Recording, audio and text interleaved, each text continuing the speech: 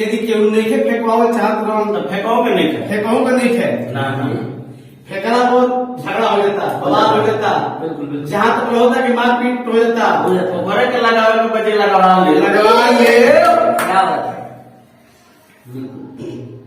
मजा ले हाँ तेरे बोली करो कुछ बोली बोली बोली हम का बोल पाई बोली चलने लगता तो बुढ़वा आप का बोलिए कोई प्रकार को बोली बा तू को तेरे हम लाइन सुना देते कि भौजी खोलो ना केवाड़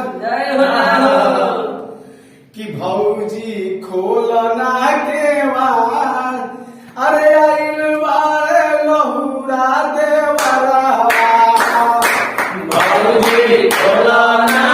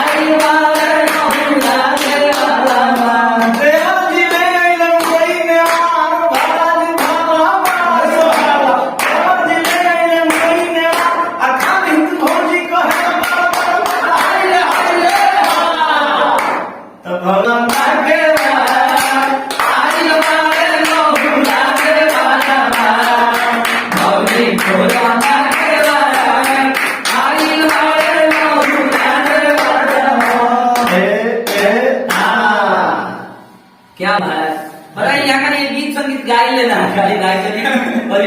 फिर भी ये ऐसा महीना बटे ऐसा दिन बटे ऐसा समय बा प्यारा दुलारा और जन बाटे कि यहाँ का नहीं के ना गाते हुए भी दिल से ही आवाज निकल जाता और प्यारा से गीत निकल जाता। आप सभी के बहुत बहुत दिल से धन्यवाद। आप सभी के फगुनावा में भैया बारे बहारा भैया बारे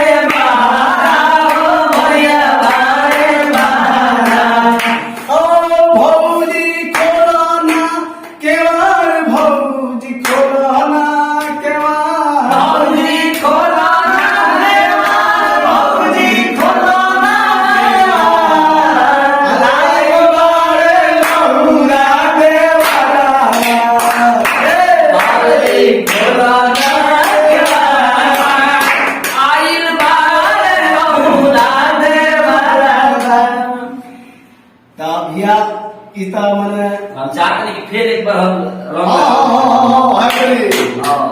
फिर चाह कि एक बार फागुन के प्यार हटे पहले जा रहा जितना बाहर उतना बहुत चल जा रहा रंगमा हरदम निक रहे रंगमा हरदम निक रहे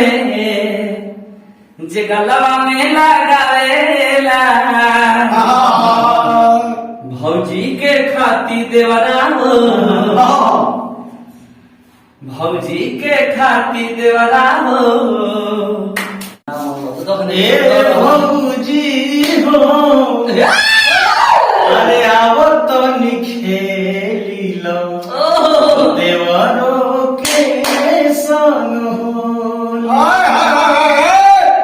देवर छोट बा हाँ जी बड़ हो गइल बा कहता कि भौजी हमारा संगे होली खेलो हम कैसे खेलो डराए के नहीं खेलो कैसे कैसे ए भौजी हो आवो तो निखेली लो देवरों के संग हो क्या बात है मेन जगहिया भैया रंगी है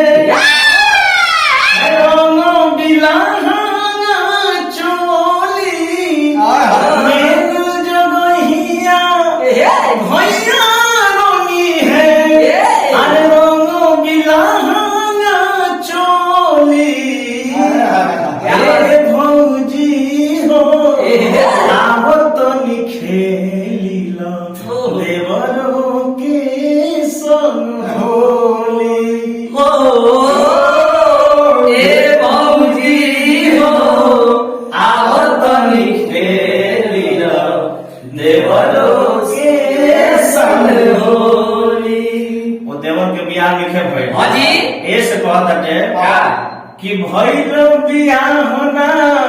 बाड़ी में हरिया अरे तर से